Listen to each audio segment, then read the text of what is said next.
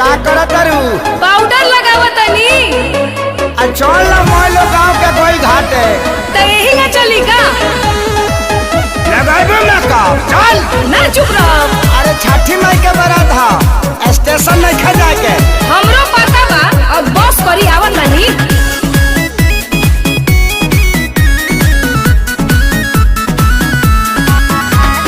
पूजा के सारा सामान दौरा में देनी सोई हाथ। तो देखते बानी तू मिनट रुकिए राजा अब तानी होके तैयार।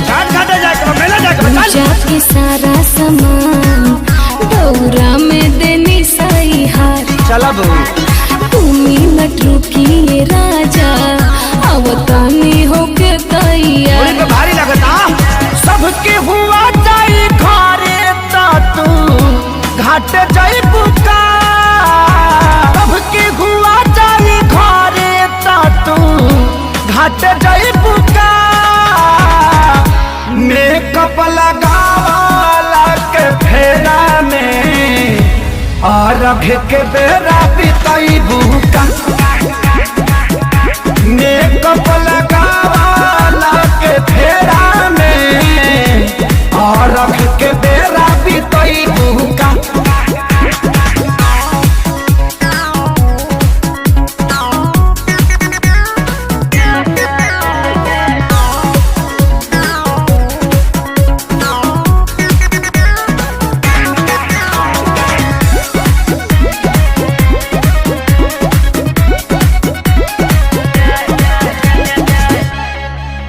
फुल नाइट में चेहरा के लाइट भइल बाटे नु जंगला से दी। काहे बनी अगुताइल इसैया लगावे दी तनिका के रेम रेम रेम रेम। भूखल बारू छठ के बरतिया हे धनी बदल तू बापन यदतिया ए धनी सब कुछ जाना तानी हम हमरा के सिखैबू का। सब कुछ जाना तानी हम हमरा के सिखैबू का। मेकअप लगावाला के फेरा में और के बेरा बितई भूका। मेकअप लगावाला के फेरा में और के बेरा बितई भूका।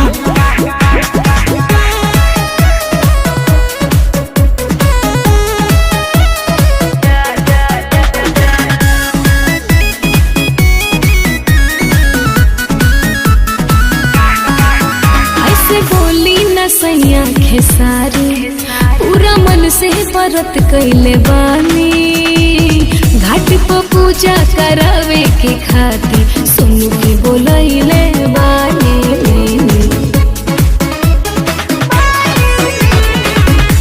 कहला पसाचिया चला गता तहरा हो निकल पीरियंका तू जल्दी से बाहरा हो।